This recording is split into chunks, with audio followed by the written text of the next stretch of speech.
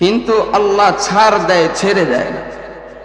জোরে কর, আল্লাহ ছাড় দেয়, ছেড়ে দেয় না।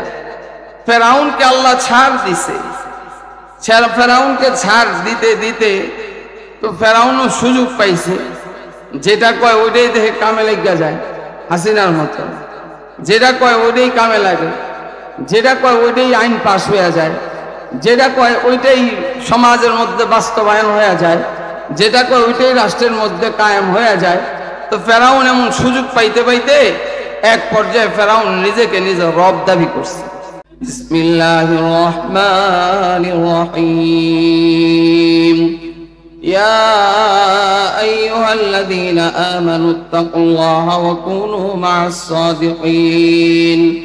وقال رسول الله صلى الله عليه وسلم المرء مع من أحب، أو كما قال رسول الله صلى الله عليه وسلم آمنت بالله صدق الله مولانا العظيم وصدق رسوله النبي الأمي الكريم، ونحن على ذلك لمن الشاهدين والشاكرين والذاكرين، والحمد لله رب العالمين. سبحانك لا علم لنا إلا ما علمتنا إنك أنت العليم الحكيم. هل لهزيب منك نيشان نيان،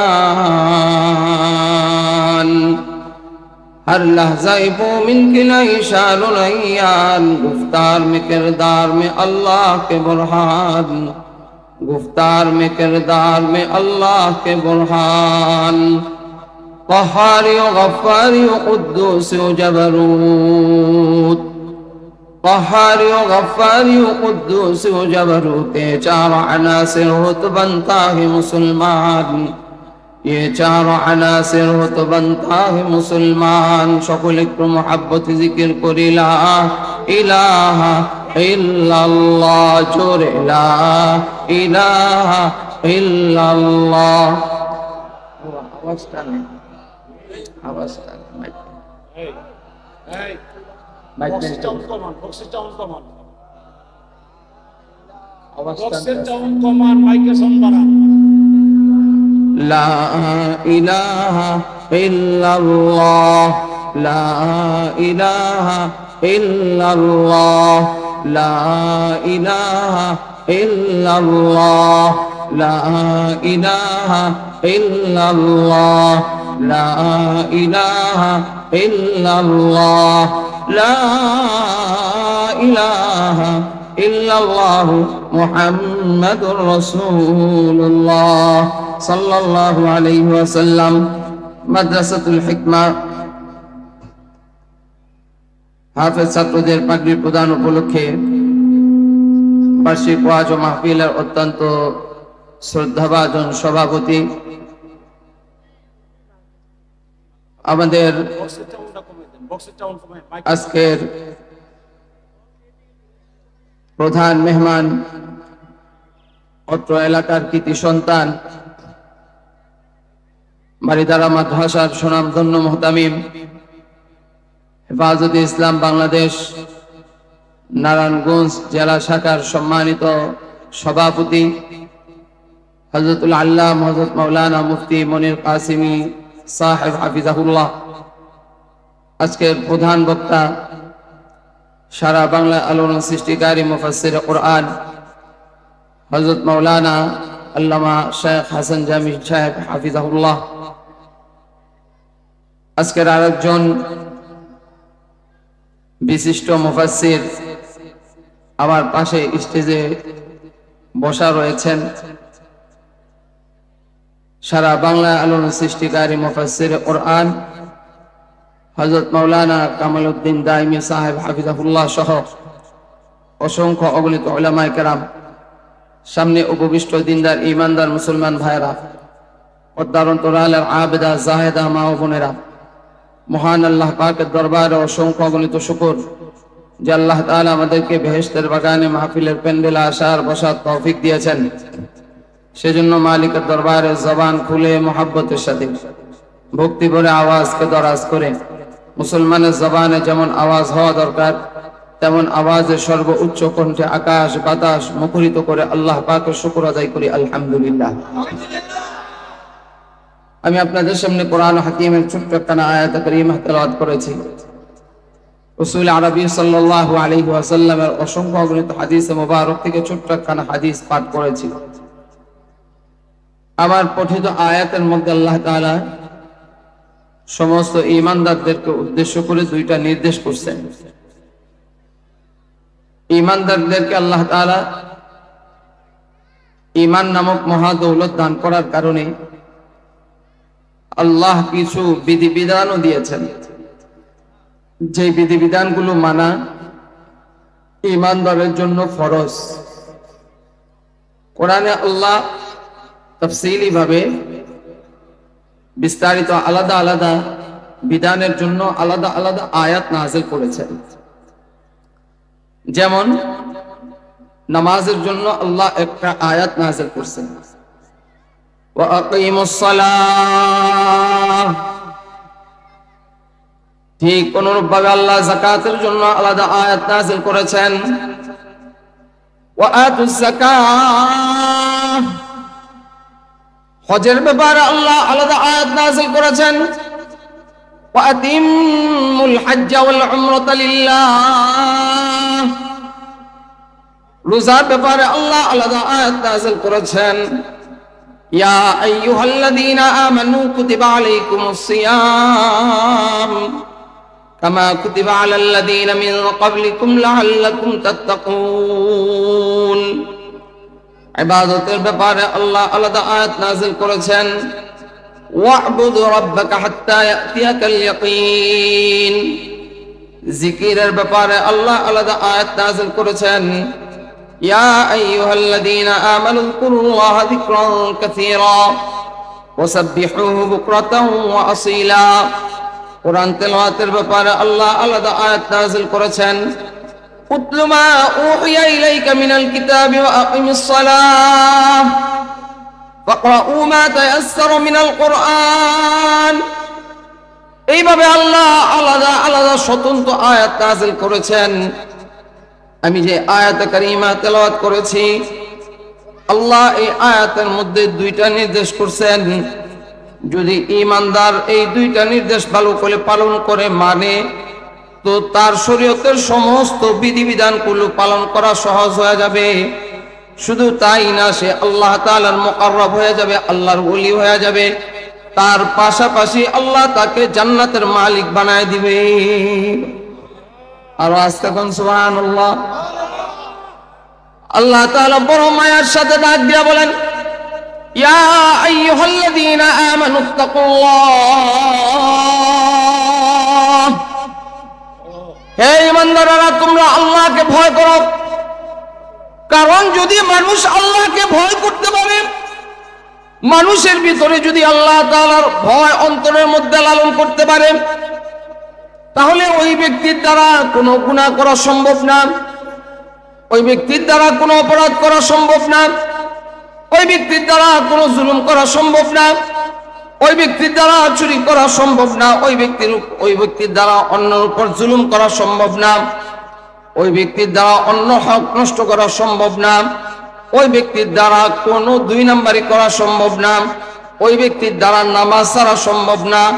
আল্লাহর ভয় যার মধ্যে আছে, রোজা বাদ দেওয়া সম্ভব না। যার মধ্যে আল্লাহর ভয় আছে, সে আল্লাহ পাকের ইবাদত বন্দেগী ছাড়া সম্ভব না। জোরে কোন ঠিক না বেঠিক? কারণ আল্লাহর ভয় পারে মানুষকে অন্যায় অপরাধ থেকে বাঁচাতে। দুনিয়ার আর অন্য কোনো জিনিস মানুষকে অপরাধ থেকে বাঁচাতে পারে না।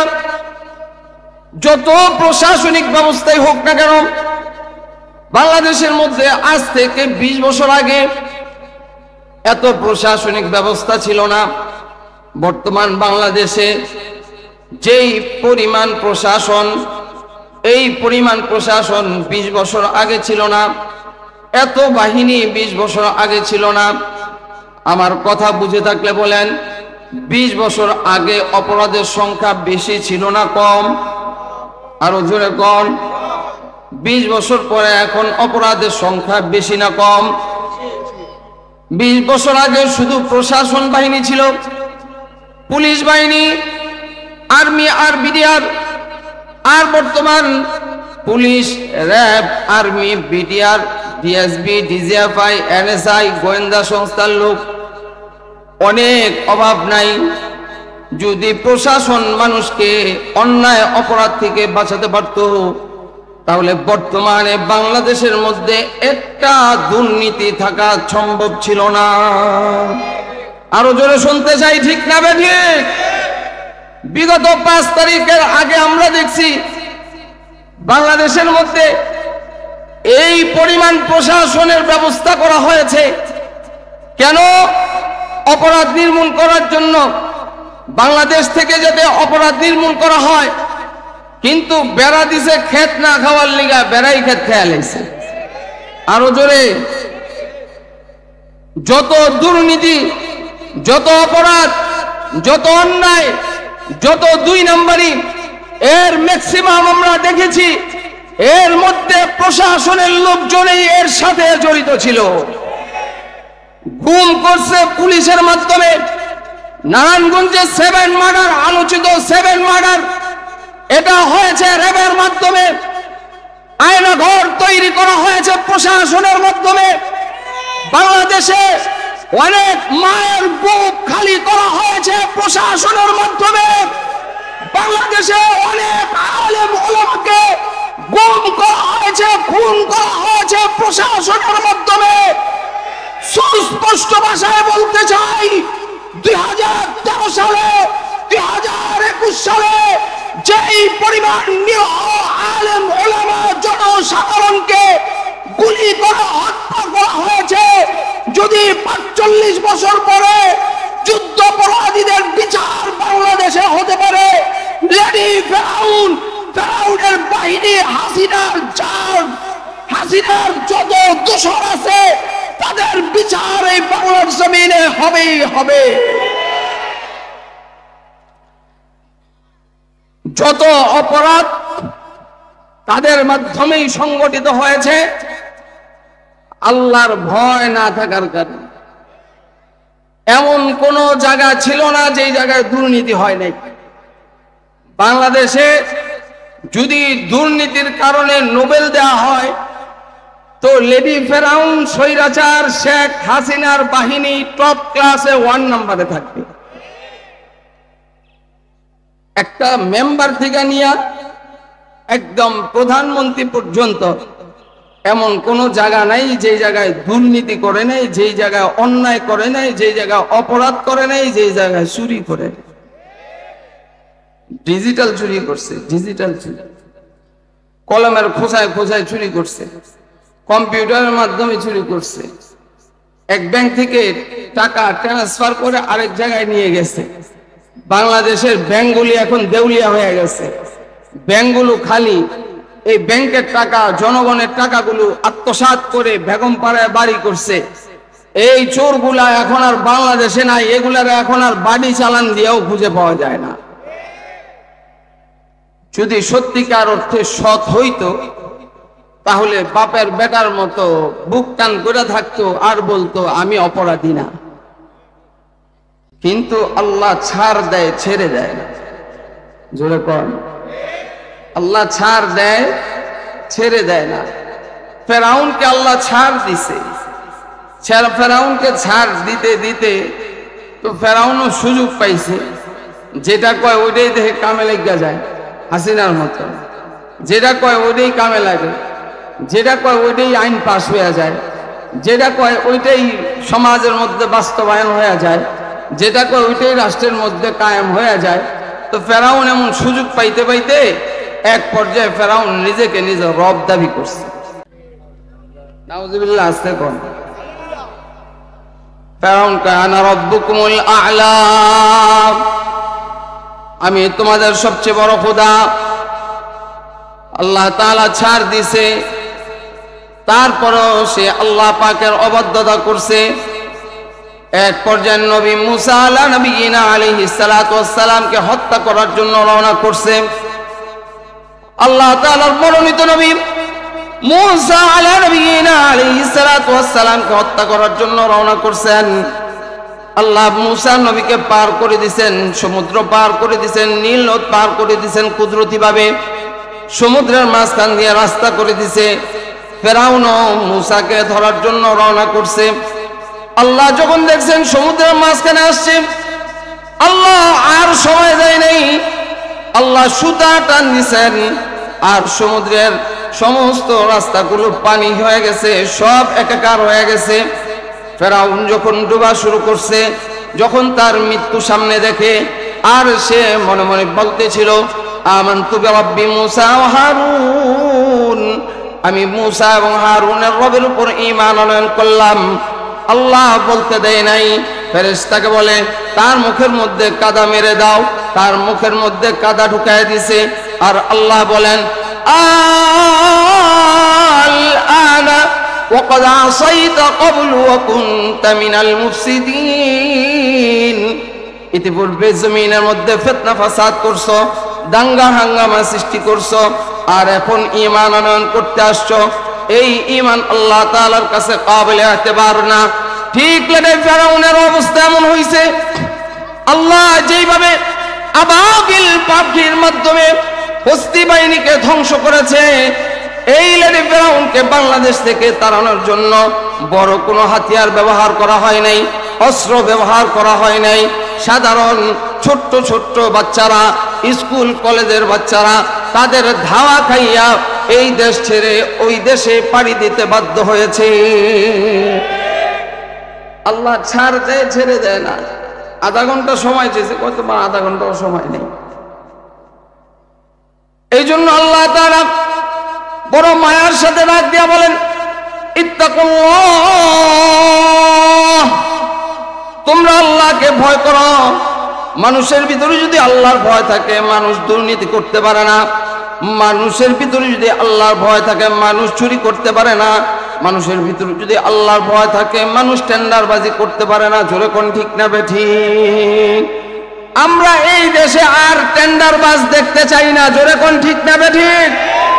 আমরা এই দেশে আর দুর্নীতিবাজ দেখতে চাই না। আমরা এই দেশে আর চোর ডাকাত দেখতে চাই না। আমরা আগামী সংসদে আল্লামা মুফতি মনির হোসেন কাসিমের মতো যোগ্য আলেম দেখতে চাই।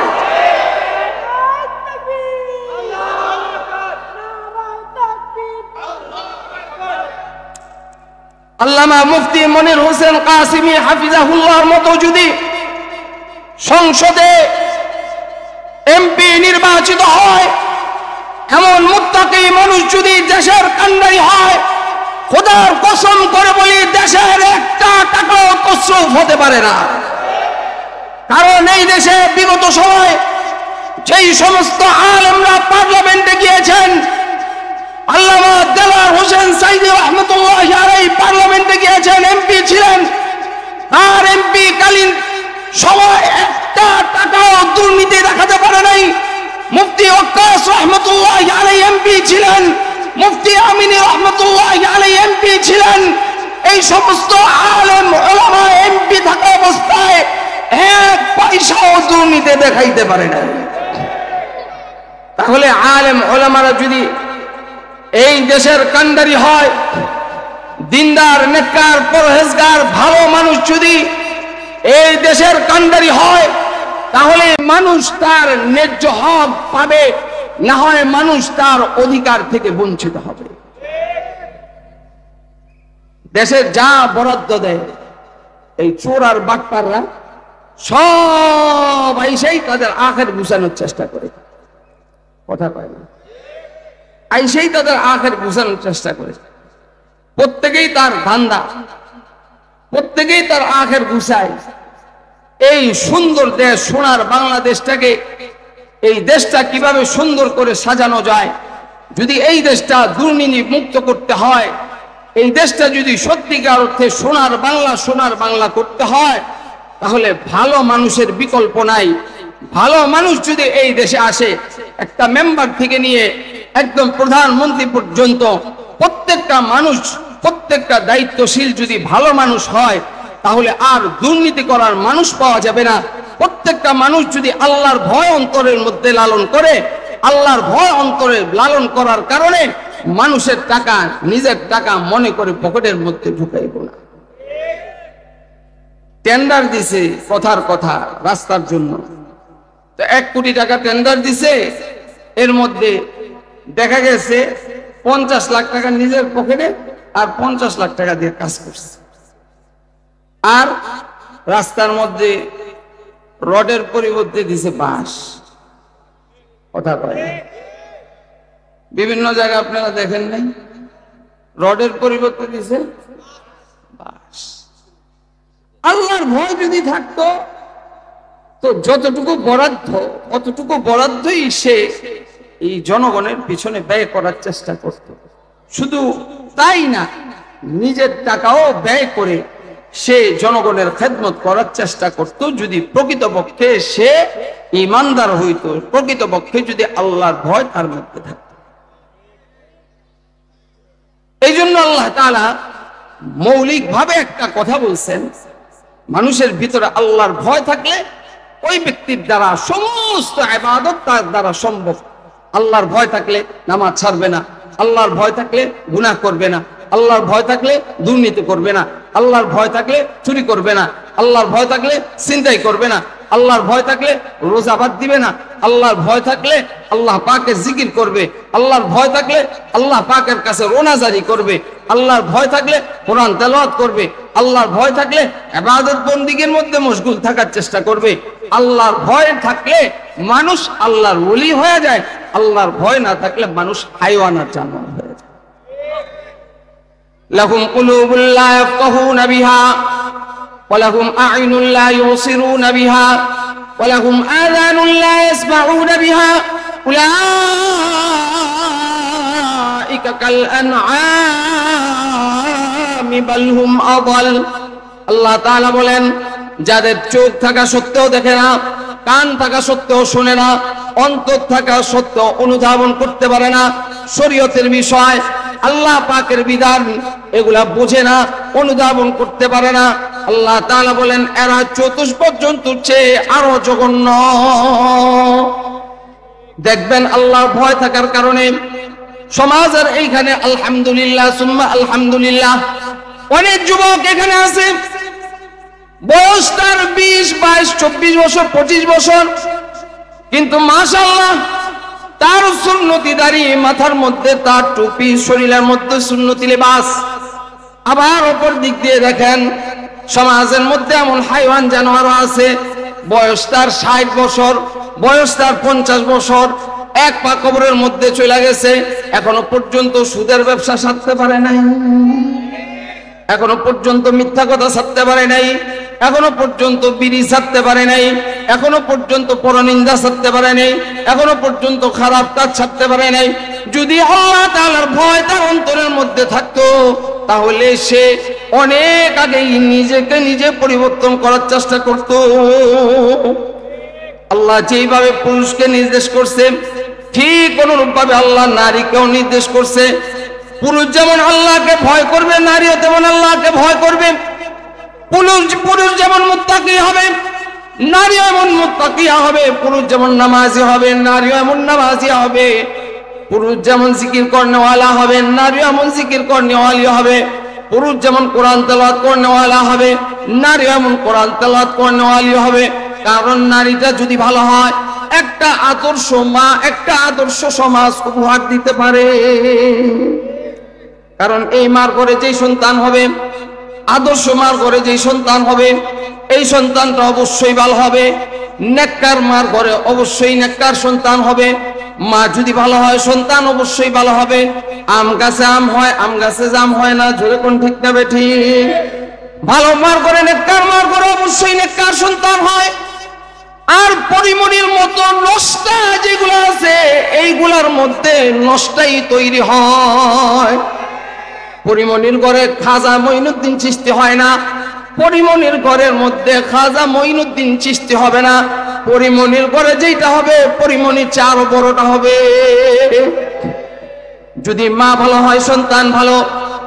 এই জন্য সন্তান গর্ভে থাকা অবস্থায় মা যদি আল্লাহকে ভয় করে, মা যদি ইবাদত বন্দেগী করে, খোদার কসম করে বলি মা যদি গর্ভে সন্তান আসার পর কোরআন তেলাওয়াত করে, আল্লাহর ভয় অন্তরের মধ্যে লালন করে, খারাপ কাজ থেকে বেঁচে থাকে, এই মায়ের ঘরে হাফেজ হবে, আলেম হবে, মুফতি হবে, মুহাদ্দিস হবে।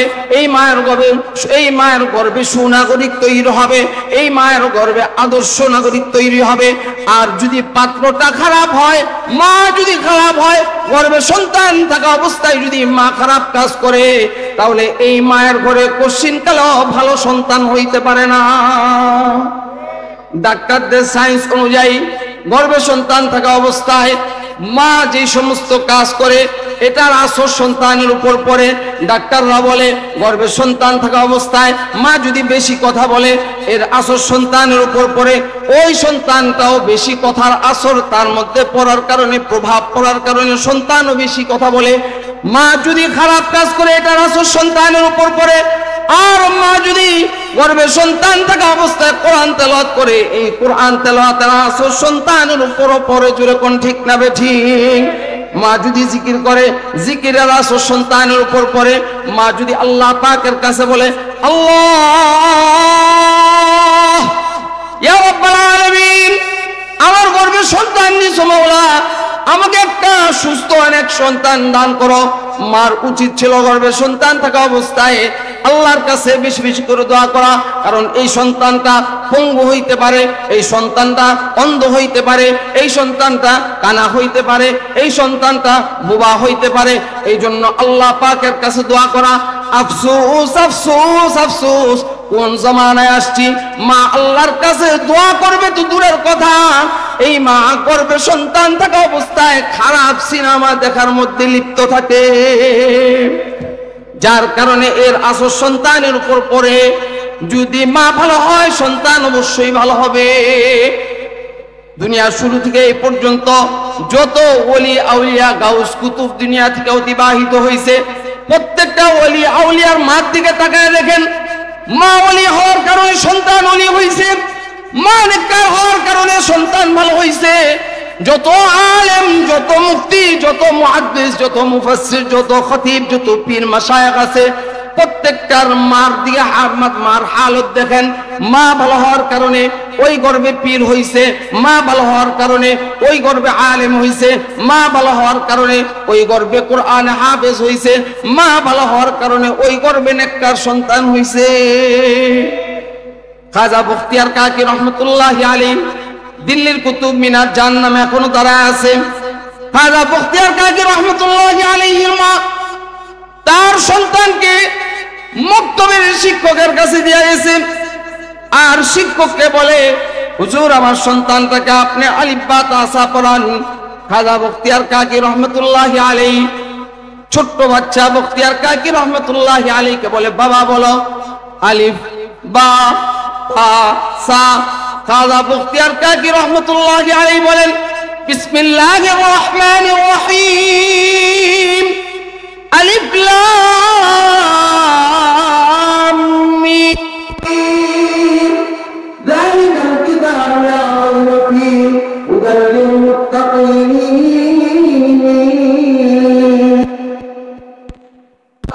খাজা বখতিয়ার কাকি রহমতুল্লাহি আলাইহি সূরা বাকারা থেকে তেলাওয়াত করা শুরু করছেন। 1 পারা, 2 পারা, 3 পারা, 4 পারা, ধারাবাহিকভাবে এই পাবে 15 পারা পর্যন্ত মুখস্থ শুনায় দিছে। খাজা বখতিয়ার কাকি রহমতুল্লাহি আলাইহি মা তার সন্তানের কাছে বলেন, খাজা বখতিয়ার কাকি রহমতুল্লাহি আলাইহির উস্তাদ তার মার কাছে গিয়ে বলে, মা আপনার সন্তানকে আমার কাছে আলিফ বা তাসা পড়ানোর জন্য পাঠাইলেন, কিন্তু আপনার সন্তান সূরা বাকারা থেকে নিয়ে ধারাবাহিকভাবে 15 পারা পর্যন্ত শুনায় দিছে। ও মা, এটা কিভাবে সম্ভব হলো? তখন বখতিয়ার কাকি রহমতুল্লাহি আলাইহি বলেন, আমার সন্তান গর্ভে আসার পর আমি যখনই সময় পাইছি তখনই মাওলাই পাকের কোরআন তেলাওয়াত করছি।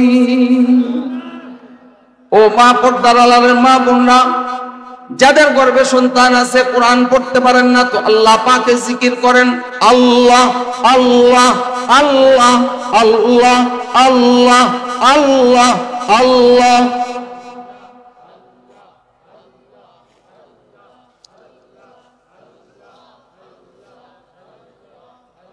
शजर में या हजर में तेरे रंग बू है,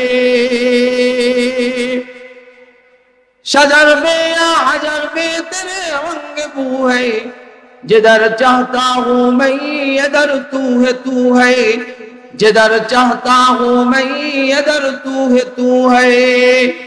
तो खुदावंद अमीनी तो खुदावंद शिमाली, तो खुदावंद अमीनी तो खुदावंद शिमाली, तो खुदावंद समावी तो खुदावंद अरादी, तो खुदावंद समावी तो खुदावंद अरादी, तो खुदा मालिक फिरदौस खुदा खालिक तू ना। जबान खुले সর্বোচ্চ কণ্ঠে আওয়াজ বলেন আল্লাহ।